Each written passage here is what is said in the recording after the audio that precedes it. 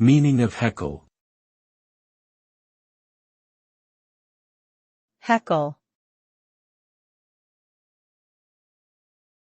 Heckle.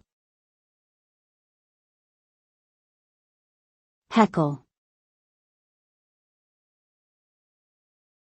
Heckle. The word heckle means to interrupt or criticize someone's speech or performance in a hostile or disruptive manner. Heckling is often used as a form of protest or to express disagreement with a speaker or performer. It can also be used to intimidate or embarrass someone in front of an audience. While heckling may be seen as a way to exercise free speech, it can also be seen as disrespectful and counterproductive. In some cases, it may even be considered harassment or a violation of someone's rights.